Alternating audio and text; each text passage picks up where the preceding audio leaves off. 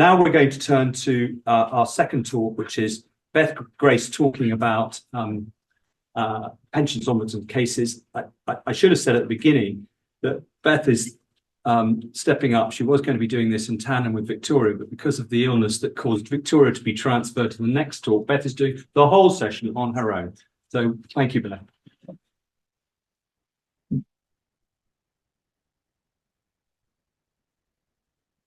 Hi.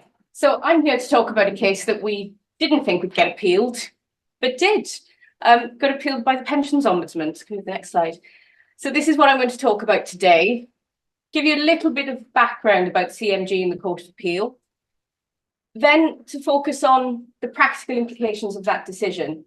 Because if you're advising trustees at the moment about how they enforce the Ombudsman's direction in the County Court, well, good luck, as we'll come to see.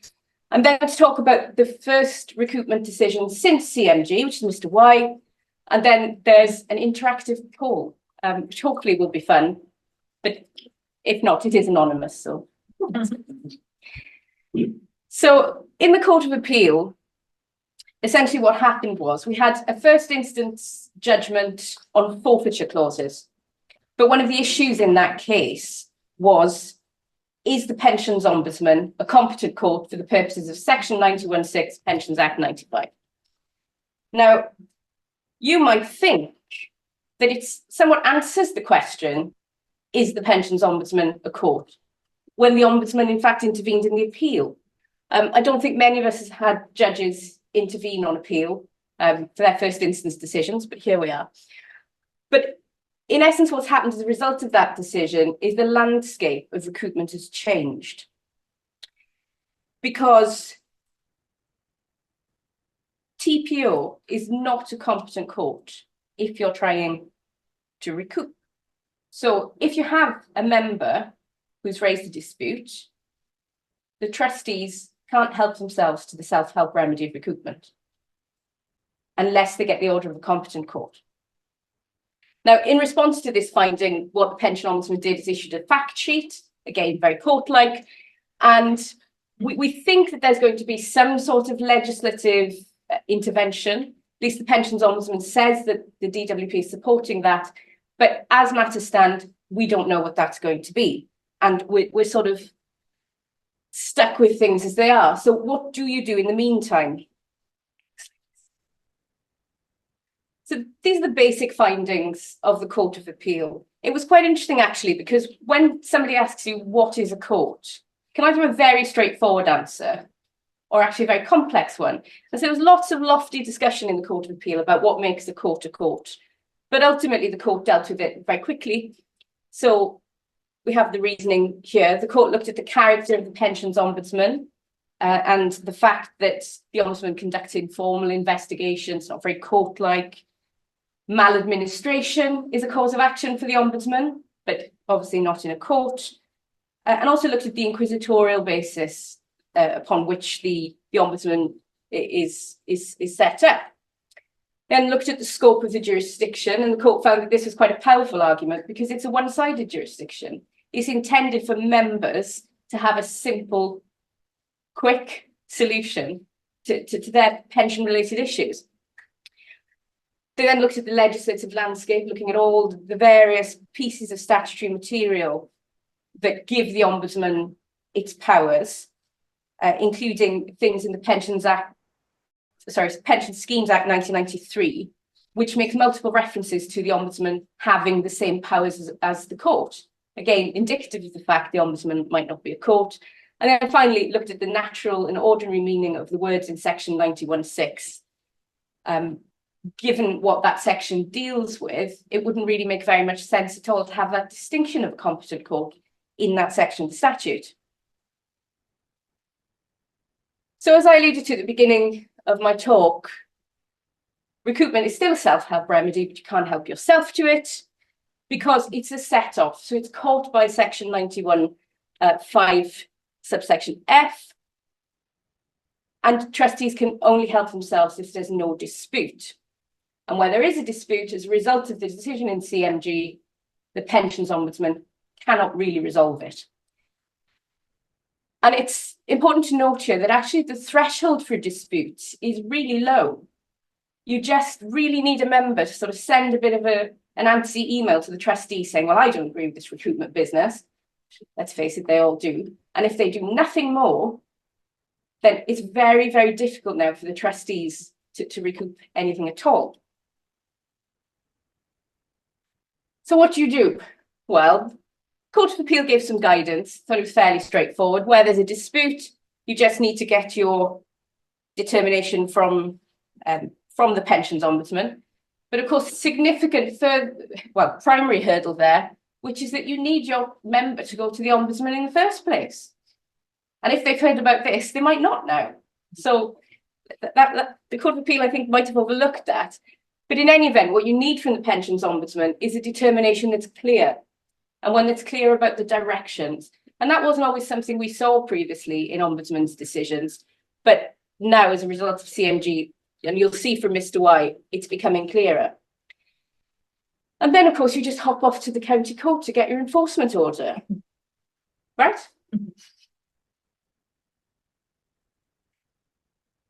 No. So some of you might recognise, I think this is Bristol County Court, looking very nice. But yeah, I actually don't think it's that easy. So this is the procedure that the Court of Appeal envisaged. So it's just an enforcement procedure that arises from Part 70 of the Civil Procedure Rules.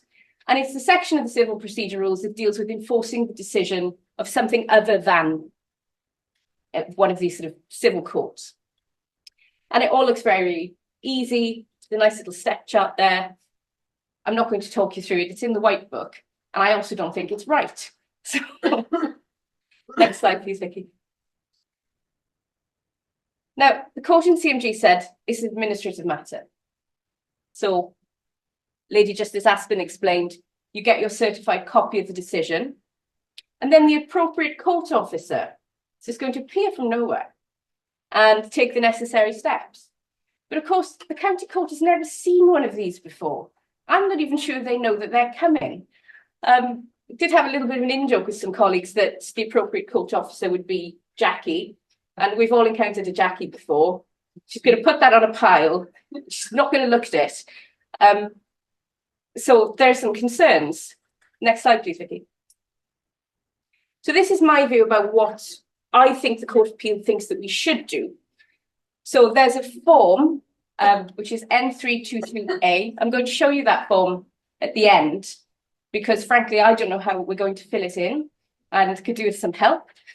There's a £47 issue fee, which of course in terms of costs is good, but you're still going to have to look at, you know, how your trustees are covered for the cost of this further step of enforcement. It's an application that's made without notice. So the member doesn't know that you're going to be doing this, won't know you've done it until they receive the order. There may be significant delays. I asked my clerk to find out how long county court enforcement takes generally. And he told me that in Southend County Court, his mate says is 6 months to enforce sort of an ordinary enforcement order from the court. So it's going to tack on to the end of what's already a very long process, another delay. And then I think you just hope for the best. So this is the form, actually.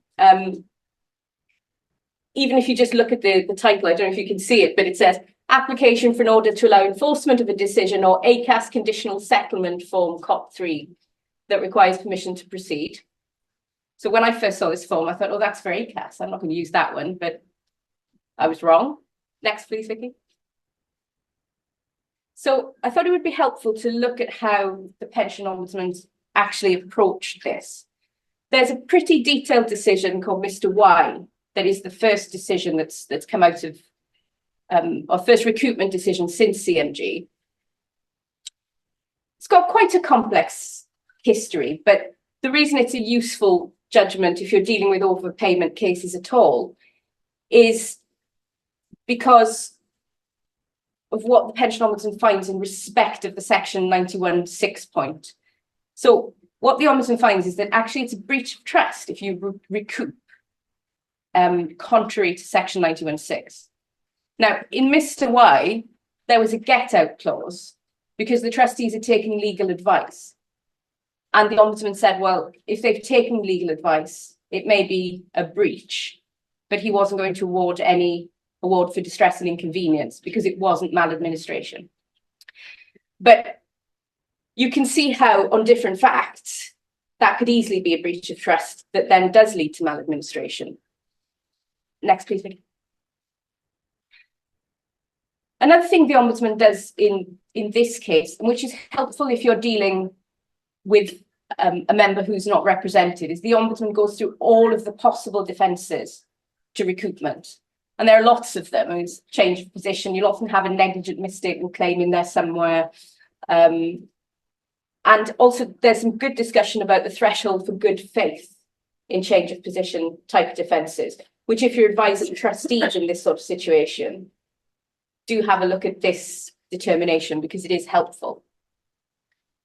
As I said, in this case, no maladministration, but it is a breach of trust if you recoup contrary to section 91(6).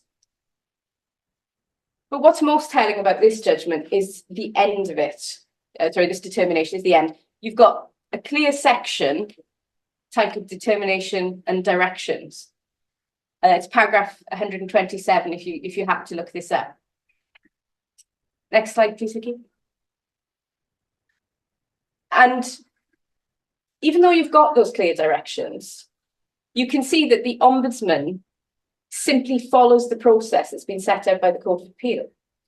And that's paragraph 124 of that determination. And what the Ombudsman says is, well, the Court of Appeal set out the detailed procedure, so it'll be fine. But Lady Justice Aspling, she's not in the County Court every day. Again, we've got this copy of the decision to be enforced, must be filed with the application. The enforcement, it's administrative.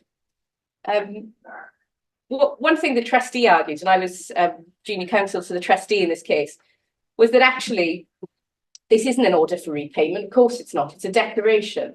And that's what Mr. Justice Arnold had previously said in BIC, I think.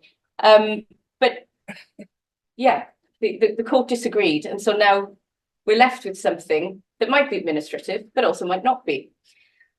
But the Ombudsman nonetheless thinks this will be enforced. Directions, there's going to be an order specifying the amount of overpayment and the amounts to be recouped at a specified period at a specified rate.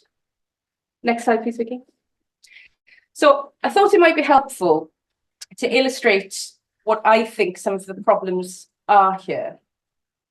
If we did a little bit of a poll. So you should all have a QR code on your tables. And there will be some Slido questions.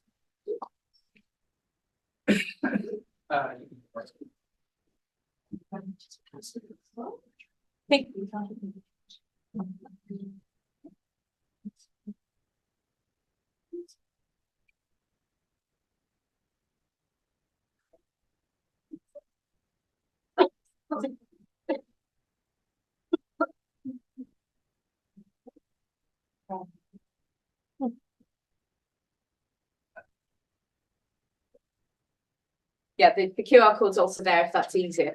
There you go.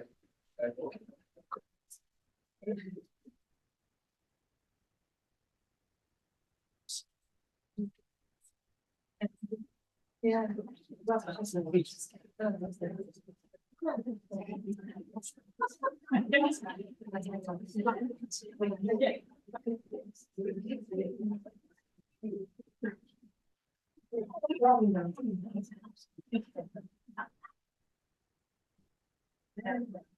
Okay, so first question, if everybody that's going to have a go is ready.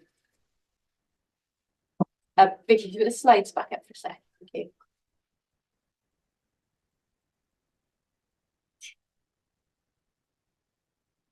So there's a scenario here, so the questions aren't completely abstract. And this, in fact, might be the sort of situation that you start to see. So you act for the trustee in circumstances where a member has received overpayments, the trustee wishes to recoup. The member sent an email to the trustee saying they think they should get the higher pension, and anyway, they've spent it all and they can't pay their mortgage. We've all seen that before. And the member's not gone to the pensions ombudsman. So then the first question is, if you're advising the trustee, do you think this email would be sufficient to trigger a dispute for the purposes of section 91(6)? So if you put the poll up, Vicky, let's see.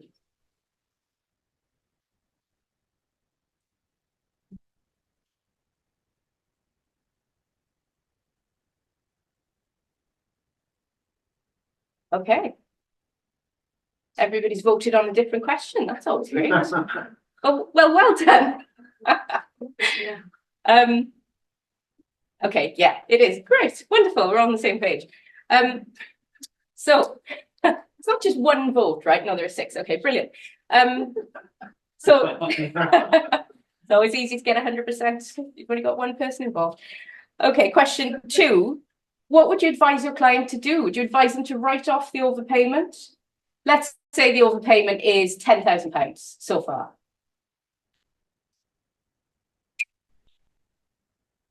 And your option should be there's a duty to recover. So you're not going to write it off. Or you might write it off as a small amount because obviously trustee time and trustee costs, factor that in. Or perhaps you'd wait. That's an interesting split. Yeah, I think well, if it's £10,000, I think I wouldn't, but you can well imagine where you've got smaller overpayments that you might not actually want to pursue it. And that you might write it off anyway. Not that you've got much choice, of course, if your member's not gone to the Ombudsman, but still. So we have the next question, please, Vicky.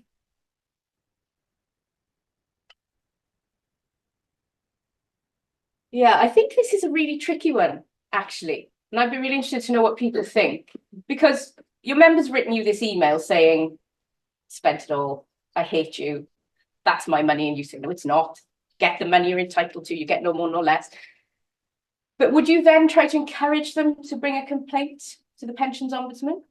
Because that would then at least enable you to take a further step towards what might be a disastrous trip to the county court, but nonetheless, a step. There's quite a split of opinion on this, because in fact,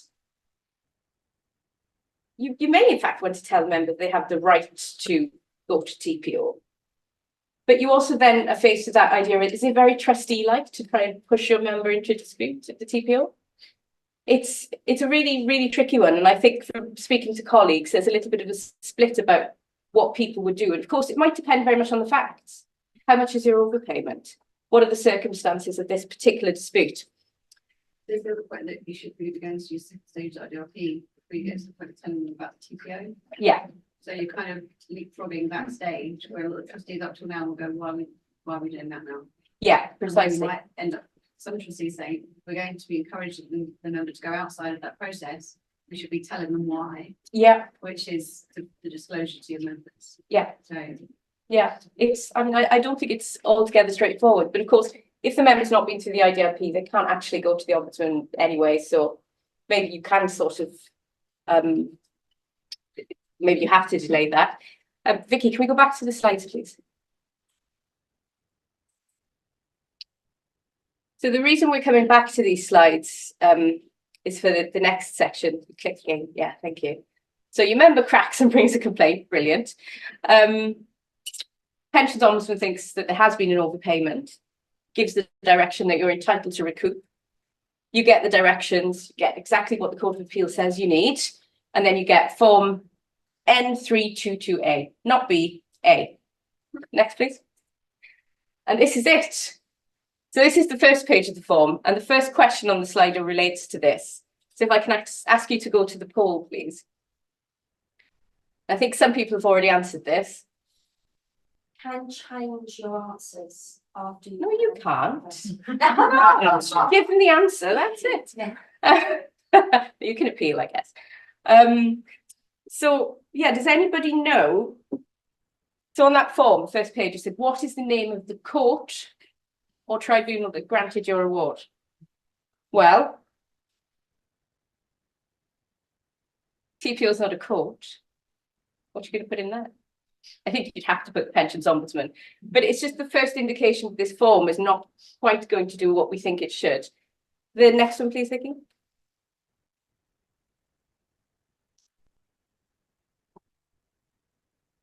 So again, page 1 of the form, what's the legislation that allows you to enforce? Now, you would think it was the Pensions Act 95, because this is all about what the Pensions Act 95 does to recoupment. But it's actually the Pension Schemes Act 93, because that is the act that gives the Ombudsman its jurisdiction. So, yeah, so it would be that would be the legislation that would allow you to enforce, not Pensions Act 95. Next question. Can we go back to the slides just so we can have a look at the form? Can we go to the next slide, please? And the next one, because that's all about ACAS settlements, that's useless. Here we are. So amount now owing. In a recoupment case, what does the member owe? They don't owe you anything. They're going to get the same amount. They're just going to get it in different installments. You're not going to actually recover it from the member. So there's a real difficulty here as to what you're going to put on that form and what Jackie understands when she gets that form, perhaps more crucially. So yeah, so the amount now owing is not necessarily the total amount to be recouped, because if you get an order that says, Mr. Y, you owe me 20 grand, I'll have it now, please. That's not recoupment, that's a debt claim. And you're also going to be faced with a member who might end up with a damaged credit score because the trustees are simply trying to recoup. Is that very trustee-like? Because the minute that you end up with a county court judgment against you, you're on a list of people who have county court judgments against them and their credit scores are damaged. So that's an issue. And I think, if you do end up with one of these forms and you are wondering what to do, I think the right thing to do is probably to attach a schedule of recoupment rather than filling in an amount owing, because that's not actually what you're seeking from the court. So yeah, I think that form just illustrates perhaps some of the difficulties that this decision has left us with. But fingers crossed that the DWP are going to solve it all in no time at all. And unless anybody has any questions, that's where I think CMG leads us. Any questions? We've had one in the middle. Thank you. Beth, thank you. That was brilliant. Thank you also, all of you, because although you were a little slow to start, I think we had 6 voters. By the end, I saw it was 18. So you were warming to the task. Beth, well done. You got them going.